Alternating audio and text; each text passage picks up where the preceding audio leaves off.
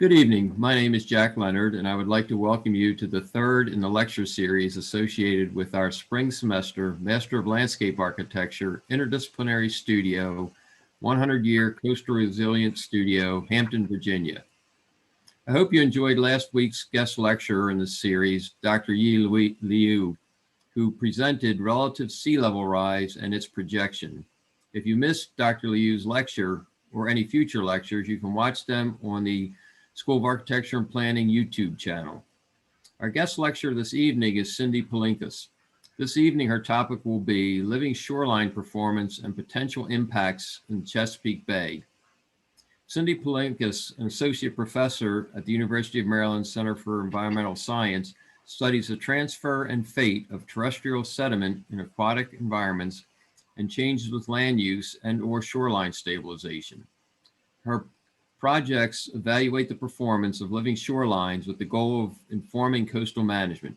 She holds a BA in Earth and Planetary Sciences and the MS and PhD in Geological Oceanography. Please welcome Dr. Cindy Palinkas. Thank you.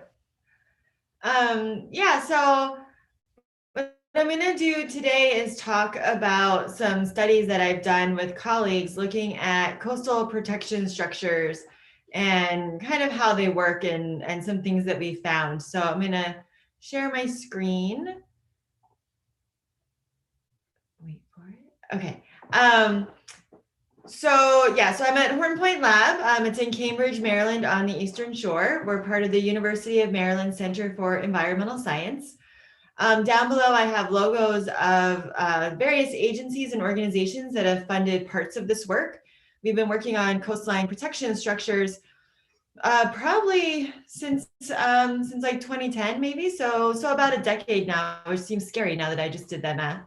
But we've learned some interesting things along the way that I'm going to share with you today. So just briefly, an introduction to me and my research group before we really get focused here. Is just thinking about what do I even do just in general. And my main deal is that I like to study mud in and around Chesapeake Bay. And what that ends up looking like often is playing in marshes and shallow water. So the big questions that my group tries to address is how do mud and sand, which is all part of sediment, from land get into adjacent waters and where does it end up? How do people influence its supply via land use and shoreline stabilization? And so the second part of that is what we're really interested in today. And how does it interact with plants like SAV, which means submerged aquatic vegetation, and marshes? And so the big motivation is moving towards coastal resiliency in the face of environmental change and having healthy bay ecosystems. So the photos along the bottom here, the one all the way on the left is an eroding shoreline. And so this is kind of what we don't want in the bay. We have a shoreline that's eroding. The water adjacent to it looks like it might be kind of murky with sediment and maybe some algal blooms or something like that. And what we want to do is move towards the photo that's in the middle. And that's a photo of one of our living shoreline study sites. And in this photo, it could just be the lighting, I'll admit, but it definitely suggests that the water is clear next to that shoreline. And so the idea is that we trap a lot of sediment within the marshes of the living shoreline. And that makes the water better for everyone, for the animals that live there, the plants that live there, and then the photo that's on the right for kids and grown-ups who like to play in the water. So the first photo is a photo of my nephew plunging into the Patapsco River, which isn't always a great place to swim, but on this day it was. And then the other photo is some friends of mine and I swimming in the Choptank River. So the goal here is like to protect our coastlines so that we can encourage coastal resiliency and also to have swimmable, fishable waters, which is what we want in the Chesapeake. Oops. And then just some photos of what it looks like in the field and also in the lab. These are just photos of some students and me, various years out in the field, just to get a sense of what it looks like we might do to collect our samples. So what I usually do is take sediment cores. So an example of a sediment core is down here, the bottom left. And so various techniques where we just stick something circular into the ground and we might turn it or we might cap it. and we bring it back up, and it gives us a nice column of sediment. And what that does for us is that we can look back in that sediment record and read the history of what happened. So a core that's like this one in the bottom left corner here, that might be maybe 100 years or so of sedimentation. And so what we can do is ask questions like, what happened when somebody put in a living shoreline at this site? They put it in maybe 10 years ago. How did the sediments in the offshore waters next to that shoreline, how did they change? And so all of that is recorded in the sediment core. So just to think a little bit more specifically about what we're here to talk about today, we know that sea level rise is happening, and you heard all about that last week. So I definitely don't need to cover any more than that here. But with sea level rise, we get an increase in shoreline erosion. We also get an increase in erosion with increased storms, and we know that they are likely to become more frequent and perhaps more severe. So those two things together are going to give us a lot of erosion. And what that does is it results in property loss. And so property owners, of course, don't really enjoy losing their property. So what they seek to do is to put in coastal protection structures. And so just some numbers around this. So sea level rise has been around 2.5 to 3.5 millimeters per year, or whatever you heard last week is like the latest and greatest, especially thinking locally. This is generally. We know that about 1/3 of our shoreline is classified as eroding, and note that this is old data. This is at least 10 years old, maybe even 15 years at this point. So probably more than that of our shoreline is eroding. Rates are as high as 20 to 40 centimeters per year, which is really high if you think about the shoreline coming back at you at that rate. We also know that the vast majority of the shoreline is privately owned. And so what that means is that individual property owners, whether they're private citizens or government agencies, they're making these decisions a lot of times on a parcel by parcel basis. And so what we want to get towards is thinking about providing guidance to those property owners and also to the agencies that advise property owners and also issue the permits for all of these structures. And around 1/4 of the shoreline is already hardened. Some sub-estuaries of the Chesapeake, almost half of the shoreline is already hardened. So when I say hardened, what I mean are structures that you see in these middle two photos here. This is a seawall and riprap, and this is a breakwater. So things that have like stone is what we call hard. And so one of the questions that my group has been interested in thinking about is, what is the effectiveness of different types of coastal structures in decreasing shoreline erosion in an ecologically sound manner? And so the idea is, you know, we can do things to our shorelines to protect them against shoreline erosion, but if that then does not so great things to the water that's right offshore of it, we could ask the question, is it really worth doing that? Or what are the trade-offs and who gets to decide which thing is the better thing to do? But perhaps there's a way where everyone can win. And so the question is, how can we combine engineering and nature? And this has been the focus of a lot of people's work. And the Army Corps of Engineers in particular has put a lot of effort towards understanding this question as well. And so we've gone through time. We started with looking at breakwaters. There's a photo of breakwaters in the lower right-hand corner of this one. So a breakwater is detached from the shoreline, meaning there's water in between. And then there's often gaps between the segments to allow the water to come in and out. And then we expanded our program from there to look at other types of environments, looking at riprap shorelines, which is the top right-hand photo where you have the stones just right against the shoreline. And then now we're doing a lot of work looking at living shorelines. So we call them soft if they look like the one that's in the inset, which means that it doesn't have any rock, it just has plants. The vast majority are these hybrid systems that's showing in the photo on the lower left, where you have a rocky sill, and then behind that you have a planted marsh. And so the idea is that the rocks break up the wave energy so that it's not so high when it gets to the marsh. There's a lot of research right now about how to make that part, the rock part of the living shoreline, even more ecologically friendly, like by using oysters, for example. And that's where I think the research is going, and I have some proposals in the works to look at those things, but we're not quite there just as yet. And then we compare these systems to naturally eroding shorelines. So the top left photo is just a shoreline that is kind of the do nothing scenario. So what if we just don't do anything at all and let the shoreline erode? So what we found through all of our work is that an effective method to stabilize shorelines in an ecologically sound manner should kind of have these characteristics. So of course we want them to reduce shoreline erosion. If they don't do that, then a property owner is not interested. We can just move along to some other technique because that's what they really want. And then if we could get some ecological benefits as well, then that's great. But the big thing is that they first have to reduce shoreline erosion. A second thing is maintain the original shoreline profile. And by that, I just mean that we don't want to change too much the slope of the profile going from the land into the water. And the reason for that is that there's lots of organisms that have specific depth requirements. And if they want to migrate, say in the face of sea level rise, if the slope is too steep, then they're not going to be able to migrate quickly enough. And so they could face challenges in that way.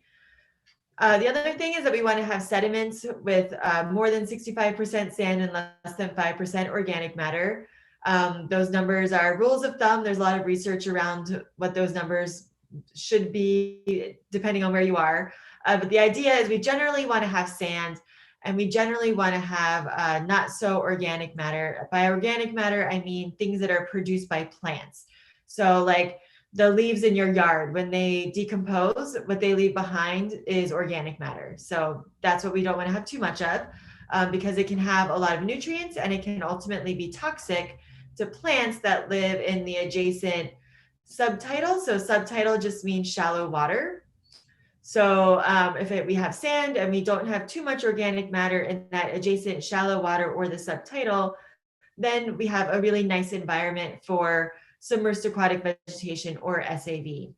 And so that's the next point, is that we want things that promote SAV growth in the adjacent shallow water or subtidal. And that's bolded because that's really a goal of a lot of these things. SAV are a keystone species in Chesapeake Bay. They're used to indicate water quality. If you have SAV in the water, that means that your water quality is good. And light is able to make it down to the bottom to so the plants can photosynthesize.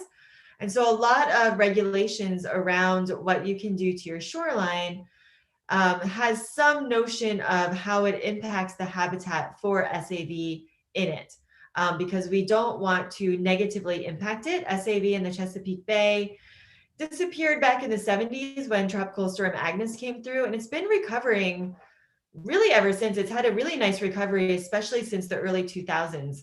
And so we want to encourage that recovery. So where we have SAV, we want to keep it. And if we can improve the water quality through things that we do to our shorelines, then that's way better, so that we could expand the amount of SAV that we have. And then also we want to provide marsh or some other natural habitat in the intertidal areas. So intertidal means the part that is regularly flooded by the tides. And so that's where marshes live. And so the photos we're showing on the left-hand side, a sill and offshore seagrasses. If you squint, these dark patches in the water are seagrasses that are growing offshore of this living shoreline. You can see that what happens is that they plant the plants, the little individual little plugs in the marsh, and then over time those plants grow. And then the other photo is a breakwater that has some SAV in the interior region of it. Again, you sort of have to squint to see that. And there's some marsh nearby. So like I said, we started with breakwaters. And so the schematic on the bottom is just kind of conceptually like, what does a breakwater do? So you put a breakwater in, the land in this scenario would be all the way over on the right-hand side. The wave comes in. So the wave coming in is what we call the incident wave. And then the breakwater breaks up the energy. That's why it's called a breakwater. And so the idea is that the transmitted wave height, or the wave that's on the landward side of that structure, is now smaller.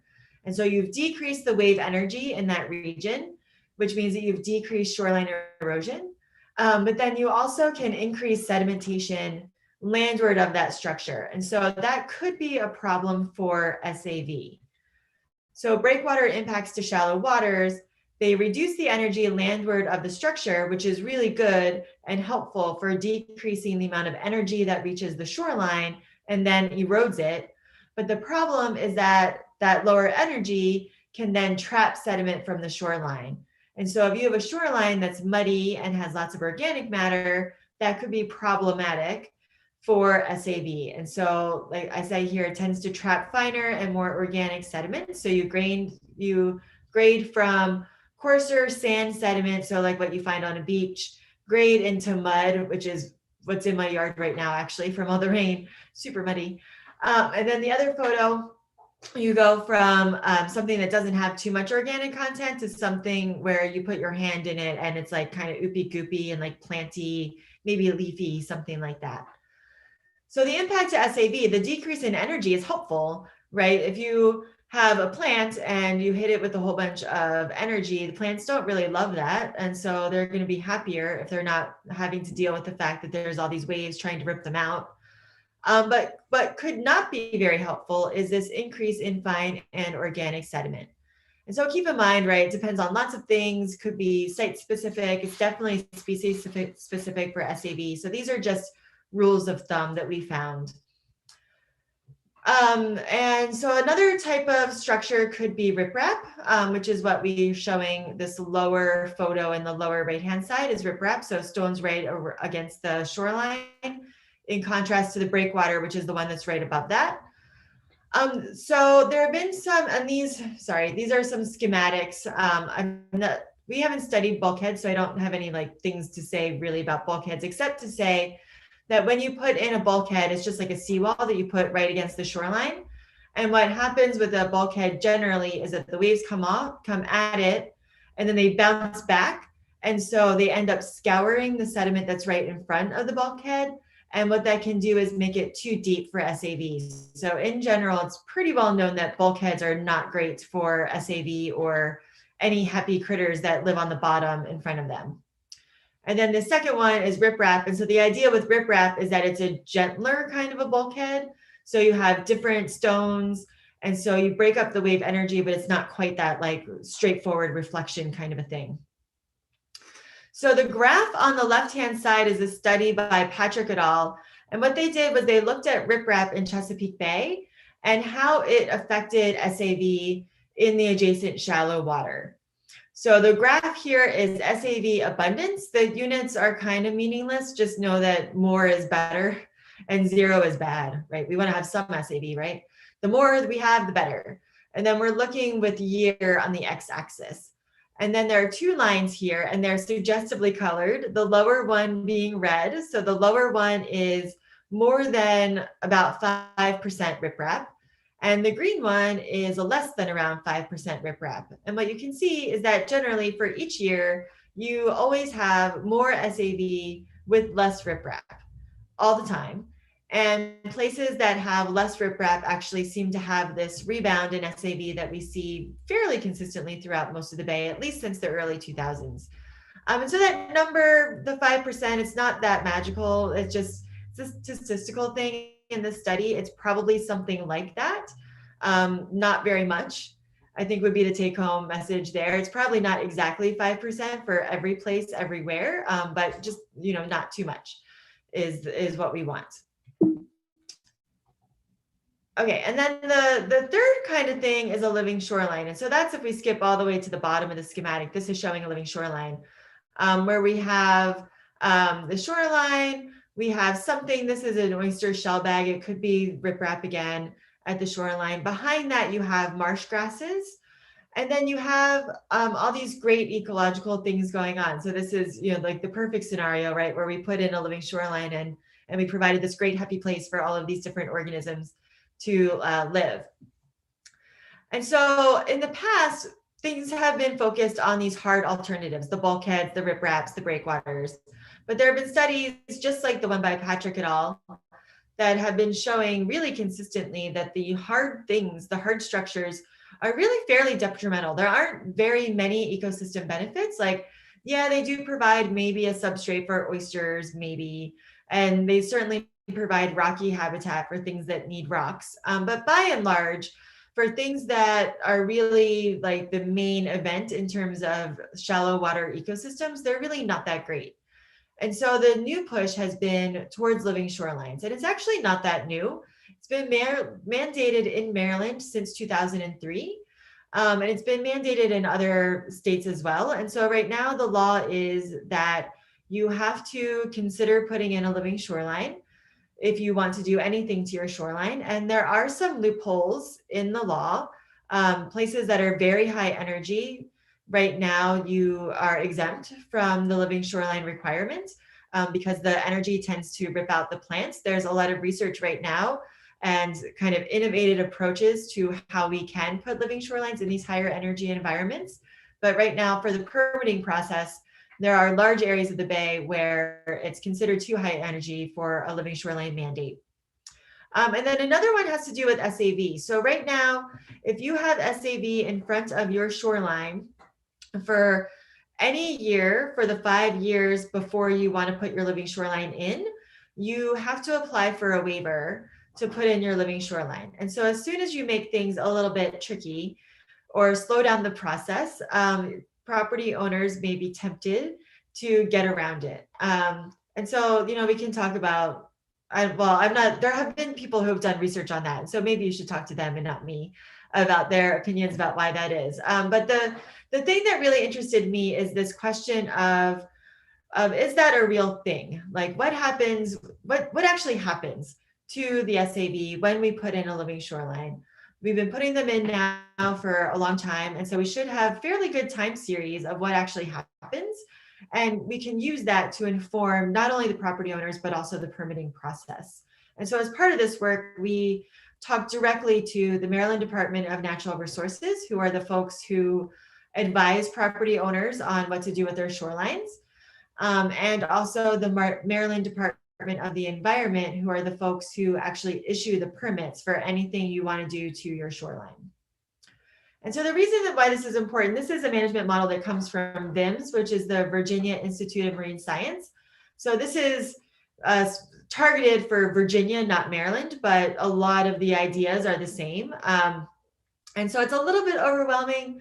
And the only reason I'm really showing it to you is that it's a flow chart, and you start here and you start answering some questions about your environment, and then it kind of directs you to where you want to go. I kind of think of it as like a choose your own adventure book, if any of you have read any of those.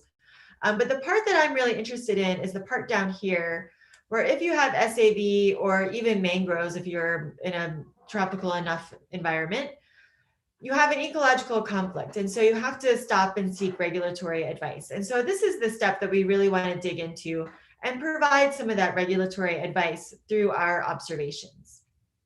And so this is work that I've been doing with Lori Staver, who is also at UMC's Horn Point Lab.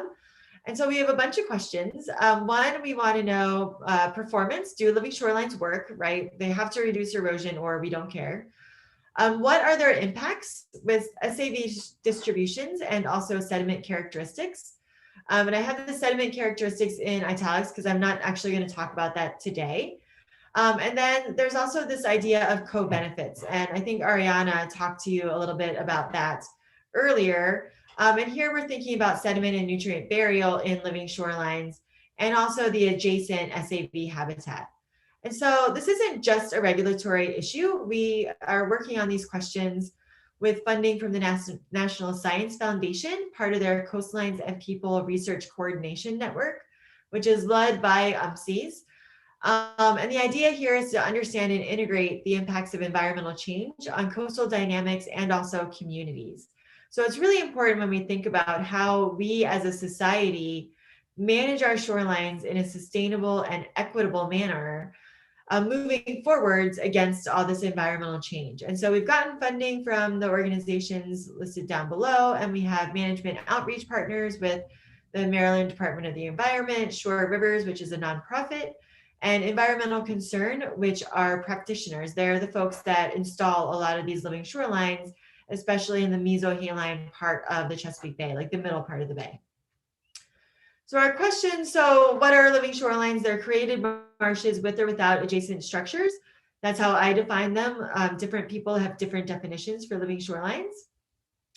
And so why do we need them? Shoreline erosion. We know that it threatens inland infrastructure. Cape Hatteras is a classic example. So the lighthouse used to be right on the shoreline, but with erosion, they had to move it back And it's not the only thing that's threatened by shoreline erosion. It's just a good example for the US Atlantic coast. Shoreline erosion supplies sediment to adjacent waters. It could be really bad for water clarity and organisms that live on the bottom, like SAB and oysters. And we know that it's likely to increase in the future with sea level rise, increased storminess, and also coastal development. So we have a bunch of study sites. Our sites are all around 10 years old. Half of them had SAB before they went in, half of them did not. We have some other sites from some other studies that I'm not going to talk about today. And then I have some photos of what it looks like in the field. So we do vegetation surveys where we literally, the left-hand photo is a technician literally counting how many stems of marsh grass are in this 1 meter by 1 meter square.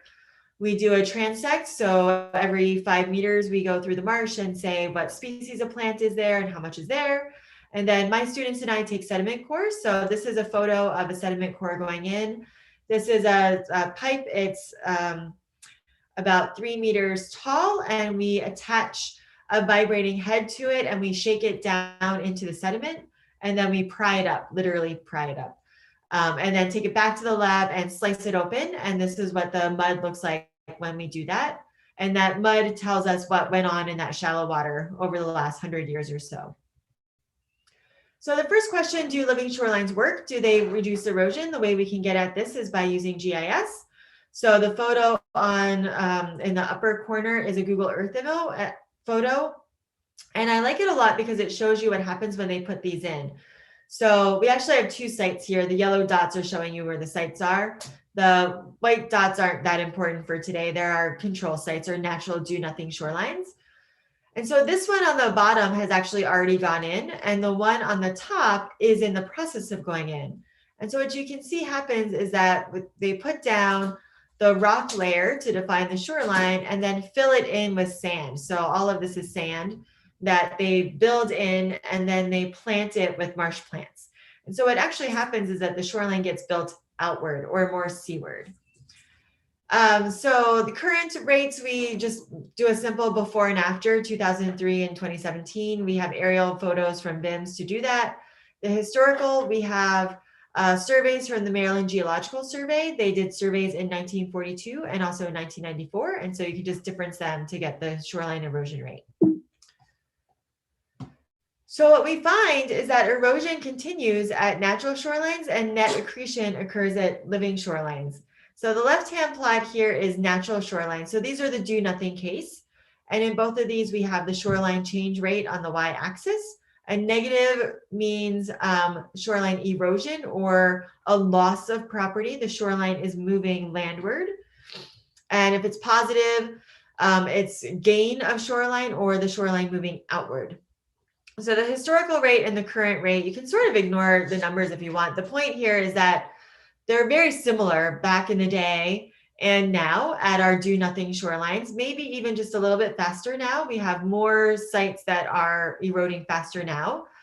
And then if we look at our living shoreline sites, the historical rates are around the same as the natural shorelines, but we have a lot of what we call accretion or shoreline gain at our living shoreline sites. And this is because when they put them in, they build the shoreline out.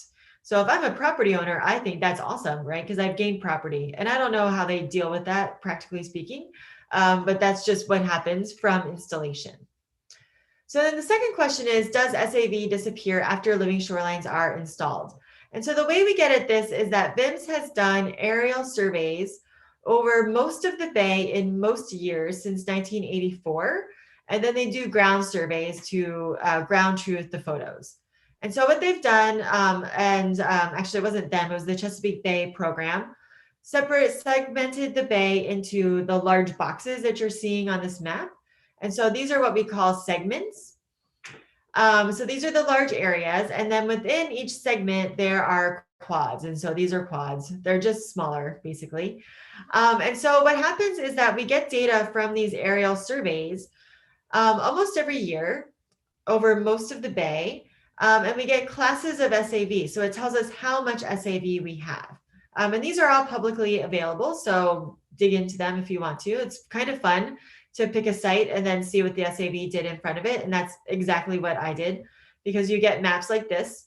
It's a little bit hard to see, but like for example, there's some blue shading up here. This is a little bit of SAV. The dark green is a lot of SAV, so there's a lot down here. This is a quad in the Miles River. So St. Michael's, if any of you are familiar with that on the Eastern Shore, is this town that's right here. And we have sites that are just on the other side of St. Michael's around here. So you can just flip through time and just say, like, was SAV there? Great. How much was there? Great. And just write it down, basically. And so when we do that, what we find is that first, SAV's area within a segment varies a lot. So this is not at any of our sites in particular. This is the area within those larger Bay program monitoring segments. And so this is just showing you the area of SAV over time, starting in 1997 out to 2017. I just picked that just arbitrarily because we did our surveys in 2017. And I thought, well, let's look 20 years forward from that so that we're not overwhelmed with data. And so this is for the Choptank River. So how much SAV? And this is fairly typical of what we see throughout a lot of the bay. So we had a lot of SAV in the late 90s. It decreased quite a bit. In 2000, there was a little bit of a rebound, then quite a decline. And then since 2010, we've actually had a fairly consistent, nice rebound since then. And this is very typical of what we find all throughout the bay. And so the reason that this is important is that if we want to think about the impact that our structures are having to SAV, we need to keep in mind that SAV is coming and going within the region that has nothing to do with whether or not we put in a structure. And so we have to keep that in the back of our heads. And so the way that we can kind of figure out a little bit better, I think, of whether what we're seeing at the site has anything to do with the structure is to compare it with the control site. So this is a table, and the numbers aren't that important. I'm just showing you the years in the leftmost column, how much SAV we have within the quad. So now just the smaller areas, just to be a bit more specific. How much SAV we have actually at the site itself, so right in front of a living shoreline, and how much SAV we have in front of a natural shoreline. So if I hadn't done anything, and I just gave it a number corresponding to the density class from those VIMS photos. So all you really need to know is that dark green is good and something that's pale isn't great. It means 0 usually. And what you see when you compare what happens at the site and what happens at the natural site is they're exactly the same, right? Like if I didn't tell you which one of these had a living shoreline in front of it, it would be very difficult to figure it out. And both of those look very similar to what's going on in the quad. So the structure did go in 2005, and we see that SAV does disappear from the site, but it also disappears from the nearby reference at the very same time. And so there's really no obvious relationship at all to the living shoreline going in. And so that's kind of the punchline here, is that SAV distributions seem to follow trends in the larger area with no obvious impact of the structure going in at all. And then the last piece of this is thinking about co-benefits. And so one of the things, so we reduced shoreline erosion, which is great. We don't seem to be impacting SAV, which is also great. I should mention though that there's more research to be done on that. So don't take that like as yay, and we're done, seen. No, like we're still gonna be studying that for a lot of years to come. But right now, the data that we have don't seem to be saying that there's anything obvious going on. So we need to dig into it a little bit more to see if, you know, when we tunnel down a little bit more, we might find out something different. But, you know, from the high level view right now, it looks encouraging. So the third thing then is looking at co-benefits of sediment and nutrient storage. So we know that we want to keep sediment and nutrients by and large out of the water so that we have good water quality.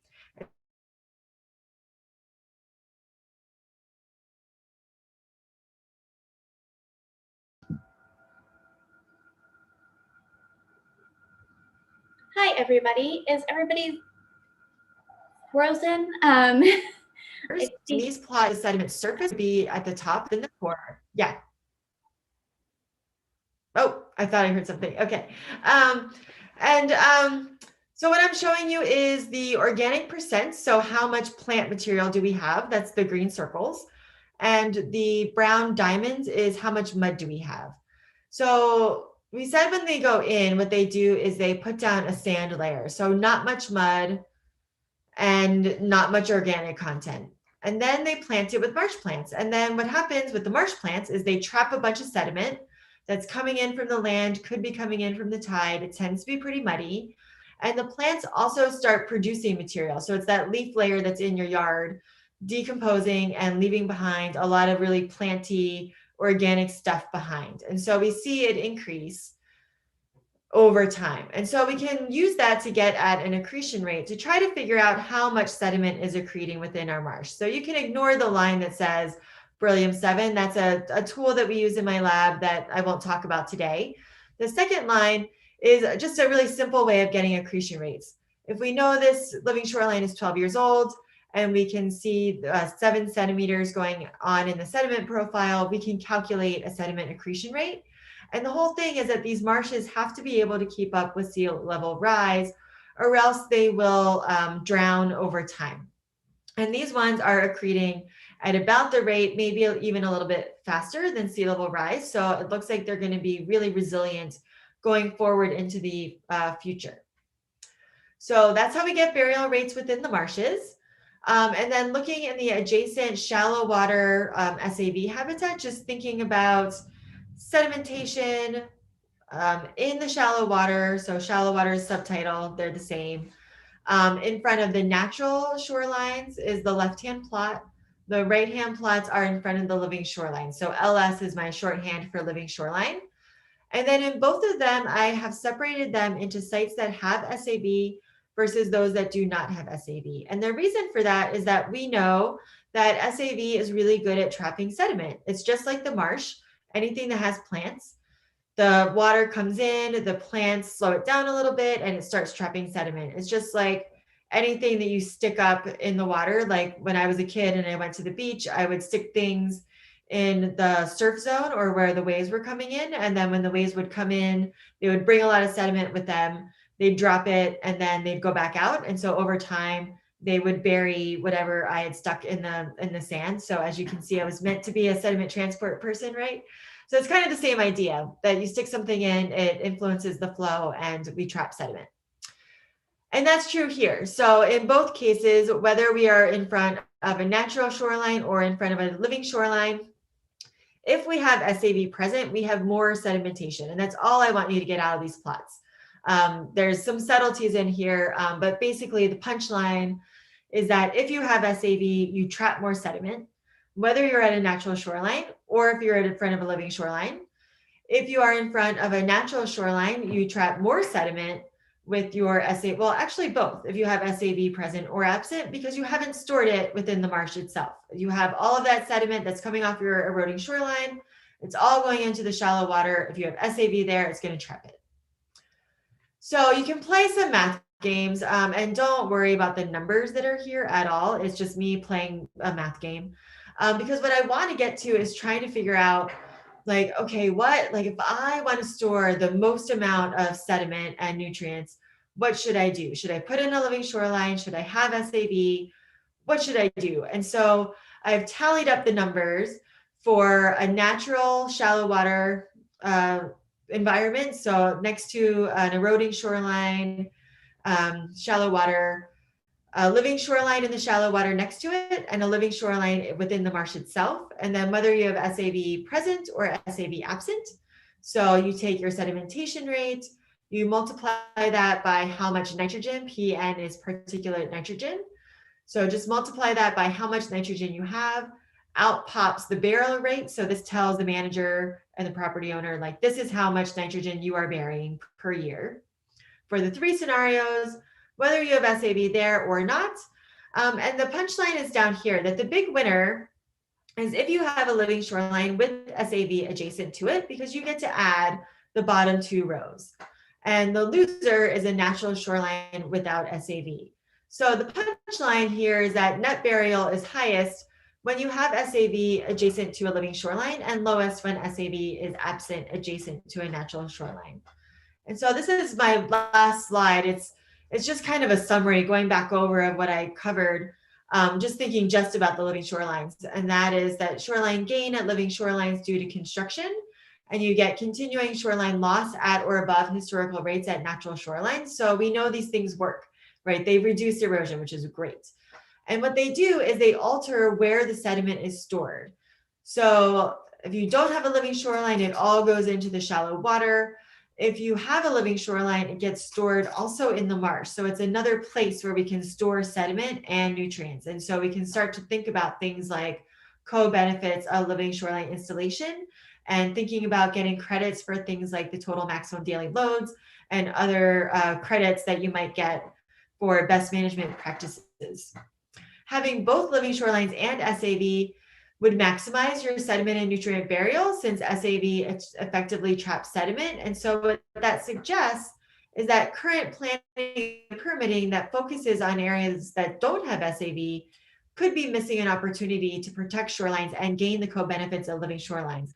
And we're definitely still looking into that. There's still a lot of research to be done about, the question of how they influence SAV. We only had 8 sites. And so, maybe it's just something special about our sites. So that's something that we're looking at as we move forward. And I just want to leave you with one thing, is that I have been sort of implying that sediment is bad. And I think that's the message that a lot of us get, is that sediment is bad uniformly. We want to keep it out of our water entirely. But not all sediment is bad. And I equate it to our own diet with food, that we know that too much food is bad. And we certainly get a lot of messaging about that, especially this time of year, that if we eat too much, it's bad for us. But we also know that we have to have some, right? Like if we don't eat it all, we're going to have some troubles. So we need some. We don't need too much. We need to be in that sweet spot. And it's the same thing with sediment. We need to have some sediment because we need to have our marshes able to build themselves upward through trapping sediment. And so the only way they can do that is by getting sediment from the water and also from the land. And also they carry food for things like SAV and also other critters that live on the bottom and in the water. And there also could be these unintended consequences about whether you might actually starve the shoreline next to you and make it erode faster. We don't know. That's a question that I have. And we're working on proposals to kind of study that question right now. So just to kind of leave you with this idea that we do need some sediment to go into the water. We don't want too much of the sediment to go into the water. And so if we can stabilize shorelines that are really eroding like crazy, that would kind of help get us into this kind of Goldilocks sweet spot that we want. And that's all I have for you. I'd be happy to take any questions that anybody has or talk more. Just let me know. Thank you so much for a wonderful lecture. Anybody, if you have questions, I'm going to give everybody the ability to unmute themselves. So you can go ahead and just unmute and ask your question, or you can type it into the chat and I'll ask it for you.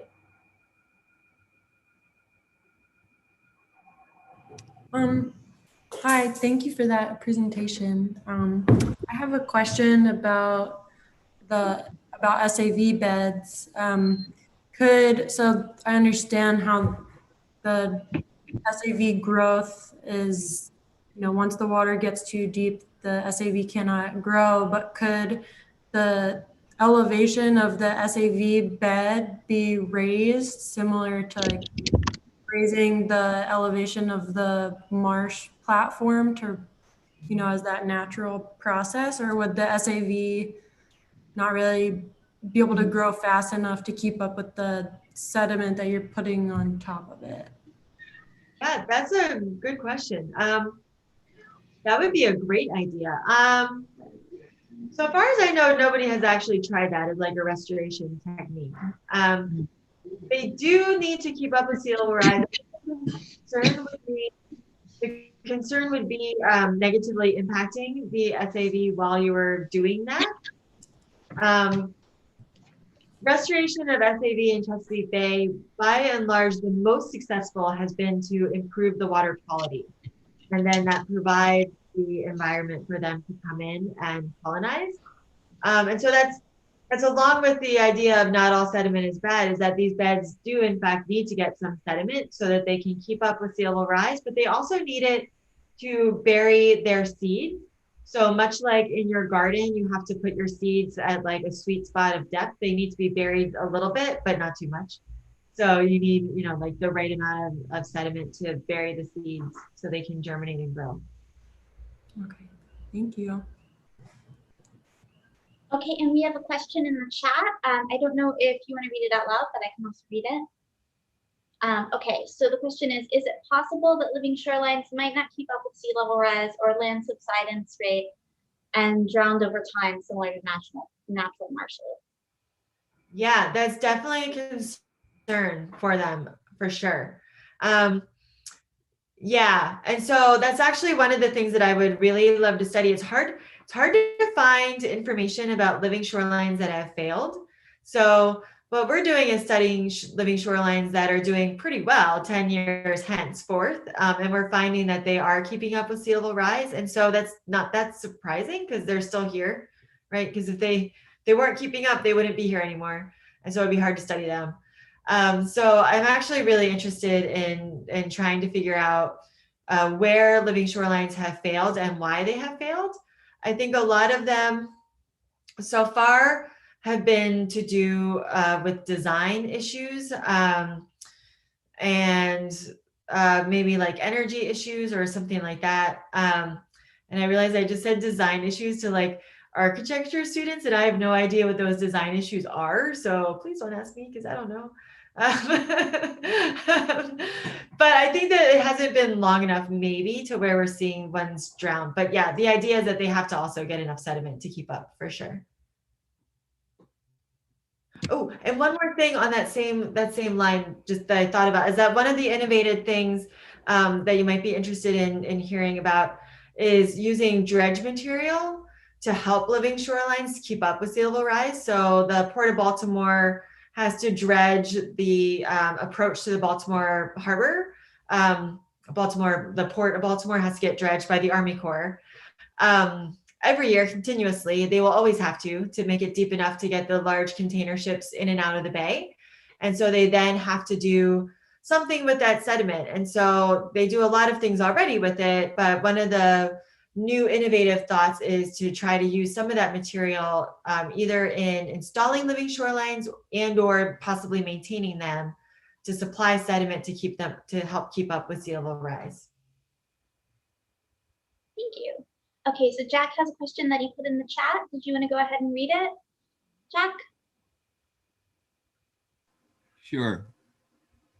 Basically, what I'm interested in is the minimum length, contiguous length that you need for a living shoreline to make it effective, because we run into this all the time with shorefront properties that aren't very wide, and one or two people are interested, but talking to maybe people from DNR, if you only want to do it on your property, they're not interested if everybody else around you is bulkheaded. So is there kind of studies on how much do you really need before it really is worth doing? That's an interesting question. I'm trying to think if I've seen any studies specifically looking at length of living shoreline. Nothing is popping into my head. I don't know. That's a really good question. I don't know. Okay. And Mara had a question next. Mara? Sure. So I'm interested in the blue carbon benefits of living shorelines, and I'm curious whether there are design variables that make living shorelines more or less effective at storing carbon. And then I'm also curious about whether you've come across any living shoreline projects in the Chesapeake that have successfully entered the carbon credit market. Yeah, another good question. And I think the carbon question, I haven't seen too much around carbon just yet. There has been quite a bit of research, a lot from the folks at VIMS, especially is what's popping into my mind, looking at the nitrogen and phosphorus credits, because that is what you could possibly get credits for under the total maximum daily loads. And actually, I think the big program does have guidelines for that based on that work at VIMS. So they've sort of adopted that. I think carbon is what's coming next, is people thinking about how to deal with carbon in there, because I think that you could get some carbon credits with storage. But But what would make it effective at storing carbon would be the same things that would make it effective at just storing sediment, because the carbon would be attached to the sediment, and also supporting a healthy marsh community. Depth,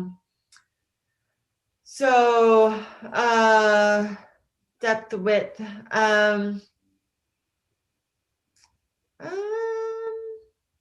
Nothing is really popping into my head about what the design criteria are or how they come up with those design criteria. Yeah, sorry, another I don't know, sorry. Thank you. And next we have a question from Scott. Hi, Cindy. Great presentation. So as a scientist, and I listen to your type of scientist versus my type of social sciences when you're talking about this, I'm fully on board with these benefits of living shorelines. But as a recreational fisher, when I go out into Battle Creek, a tributary of the Patuxent, I know where to catch the rockfish, and it's by the rocks. It's right next to the riprap. So can you, I know this is anecdotal, but like speak to that, like the tendency for some of these large predatory fish to utilize these habitats, and they're there for a reason, presumably because there's smaller fish there, and those smaller fish are there for a reason, presumably because there's other critters to eat there. So it's just a small piece of the puzzle, but I'm wondering about your take on that.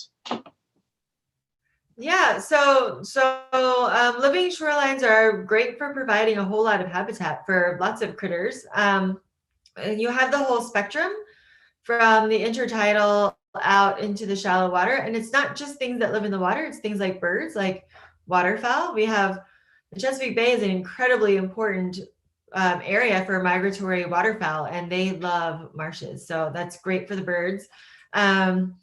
Yeah, there's like crabs that use them. We have seen a little bit of oyster recruitment, I think, on some of the rocks. Not a ton, but that was a surprise to me, at least, that we do see some oysters there. I personally, thankfully, have not run into too many fish out there because I'm a geologist and I don't love to run into fish while I'm out there.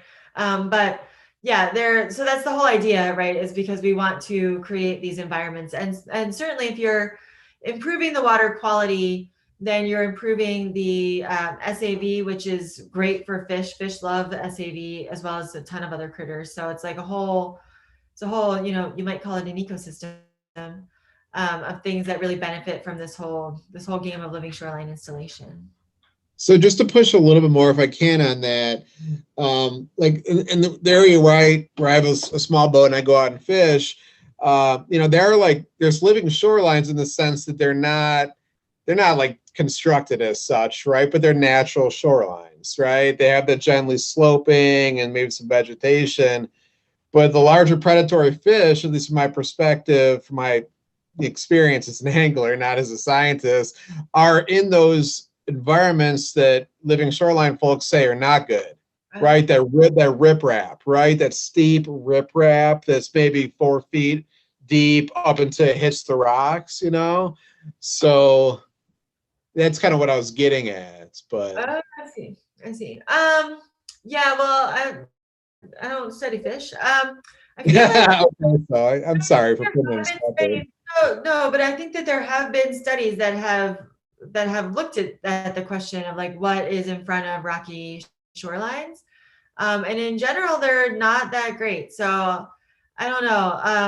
Trying to think if they were in the Chesapeake, and that I don't know for sure. But I know that there have been some quantitative studies that have shown that the rocky habitats aren't all that great. So maybe you're just lucky. I don't know. They call them rockfish for a reason, though. The striped bass. So, but no. Thanks for your input. Great presentation. Thanks a lot, Cindy. Okay, and our next comment was just from Dean Akers, and she was thanking you for the presentation. And then we have another question from Jack. Sorry if I'm asking too many questions, but I'm very fascinated by this subject. looking at the trade-offs between installing BMPs, rain gardens, bioretentions, bayscapes to reduce the sediment loads versus creating the living shorelines to trap and store all that excessive sediment.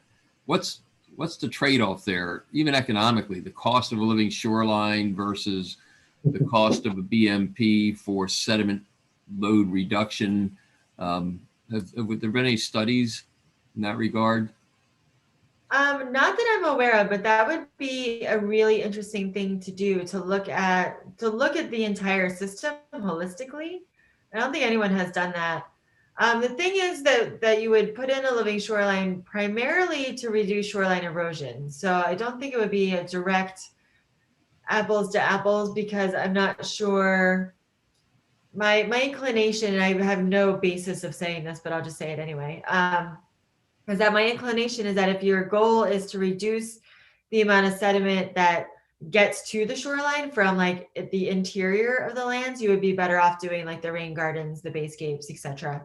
And then once you're at the shoreline, the living shoreline can trap sediments, but the primary purpose is to reduce shoreline erosion. That's what they're really installed for. So I don't know how they would compare.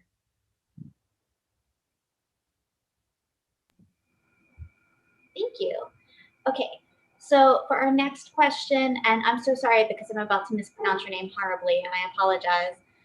Sharuz, did you want to ask your question, or would you like me to read it for you?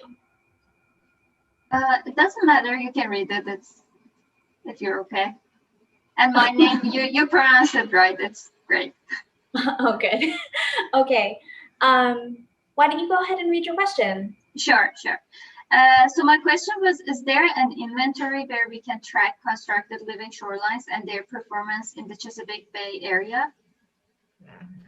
That's an excellent question. And we just submitted a proposal to do that. So the answer is not really at this time. I've gotten locations of living shorelines through collaborations with agencies and nonprofits. So I've sort of cobbled together a list of living shorelines that we know about, but that's always the struggle, is trying to figure out where living shorelines are. And we actually just submitted a proposal like literally last week. And part of that work would be to move towards like a single database that would have living shorelines in them and look at how well they do. So yeah, that's a question I have too. Thank you. Okay, and Laurel, you have a question next. I did. I was hunting around over the weekend, and I did find, I'm trying to retrace my steps now. I did find a database that it showed, actually it was a map with pins that showed some living shoreline projects as far north as Long Island, and I think as far south as Florida. I'm going to have to find where that is. But anyhow, when I was looking at the Chesapeake Bay area and the projects on that map, it showed many of them sort of to be on interior, I'm going to call them interior sites. And I was wondering, the site that the students are working on in Hamptons might be one of those, Cindy, that you described as sort of a high energy location. So how would the students determine whether or not their the coastal neighborhoods in Hamptons that they're going to be working on would be considered a high energy location? That's a really good question, because that's Virginia. So Maryland has a map online that you can just go, and it's the Maryland Department of the Environment. They have a map, and you can go in there and look and see if you're in one of these high energy environments. Virginia, I imagine must have something similar, but I haven't worked in Virginia, so I haven't really dug into their things as much. So I don't know. I want to say, I feel like starting with the folks at VIMS have done a lot of work with living shorelines in Virginia. So I think they would be the ones to know what's been going on in anything in Virginia. Okay, great. Yeah, and the other question that I had in the chat was with regard to the reuse of dredge material down in the James from the dredging of the James River and Hampton Roads area. And so probably VIMS would be the try to answer that too, because I know that what they're doing in the port is really fascinating, and and there's material, there's dredging material down the James River too. So the students are probably interested in that as well. Thank you. Okay, and then we have another question from Jack.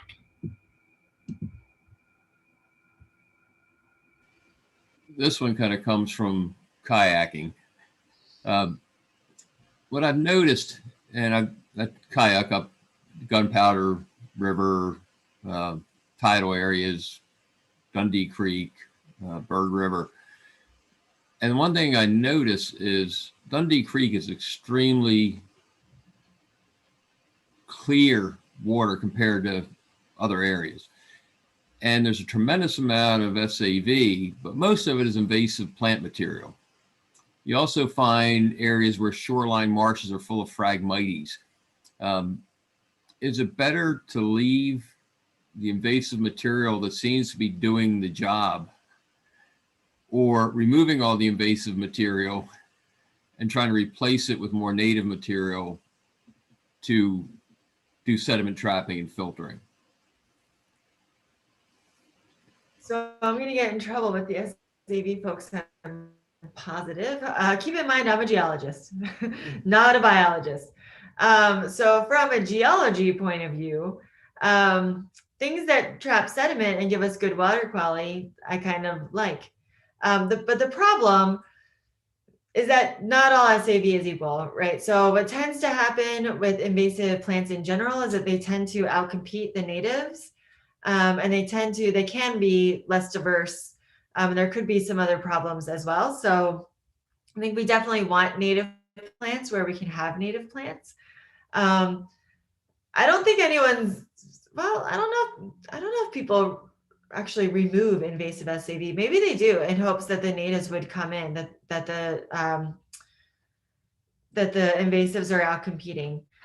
So I don't know. I mean, it's really controversial, right? And if you talk to an SAV person, they're going to say like native is the way to go. But from a geology point of view and thinking about trapping sediment, in my geologist opinion, plant's plant. But that's me. I'm geology. Okay, we don't have any more questions in the chat right now. Did anybody else, are there any other questions that you haven't typed and just want to go ahead and? I have another question. So where the shoreline is eroding naturally and it's kind of creating this short cliff maybe. Why is that so bad? I mean, I understand it's bad for the SAV, but is it part of, are we, like you were saying, erosion is a natural process. So is it, are we messing with that process by doing something to it? Is that a natural succession of the coastal landscape to erode like that? And maybe it's supplying sediment to push itself out, or? Yeah, that's another good question.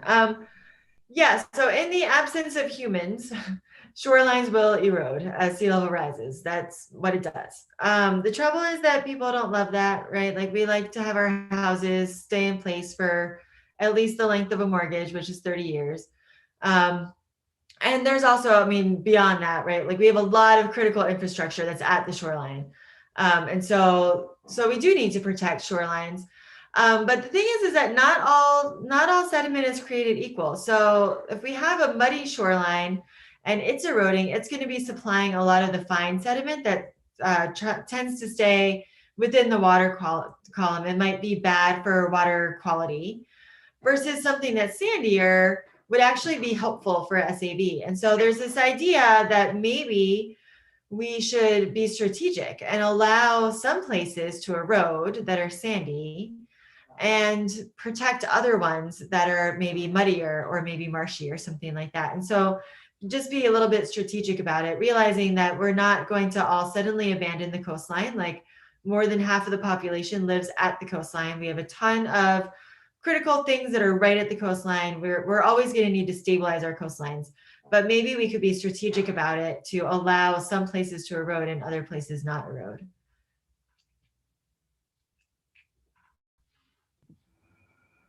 Okay, thanks. So before we see if we have any more questions, Laurel did put the link in the chat to the map of living shoreline projects that she was referring to. She says it was created by NOAA. And we'll go ahead and put that in the captions of the YouTube video when we get it up all cleaned and edited tomorrow morning. So do we have any more questions?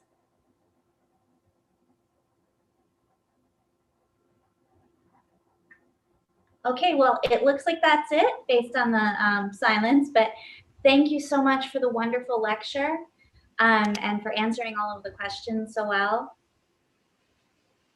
Yeah, thank you, Cindy. Thank you. This was an area that we've had discussion in class on the idea of living shorelines and more natural processes.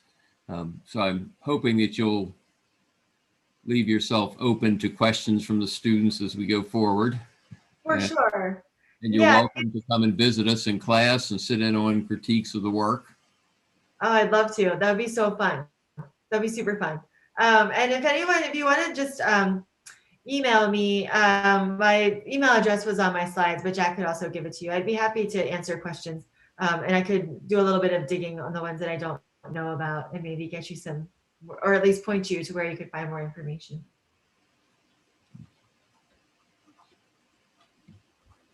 Okay, and you are getting a ton of thank yous in the chat. So Right, thank you. Thank you all. I appreciate it and look forward to seeing you back again. Okay, does anybody else have any final words? Okay, and our next lecture in this series is not next week, but the week after, I believe. Yes. Okay, so that's going to be March 8th, and it's at 5 p.m. again. Correct. So I hope we'll see everybody back here then. Yeah, and it will be Kelsey Brooks giving a lecture on Beyond the Shore, Community Engagement and Equity in Coastal Resilience Planning. That sounds really interesting. So I'm sure we will see everybody back. Okay, I'm going to go ahead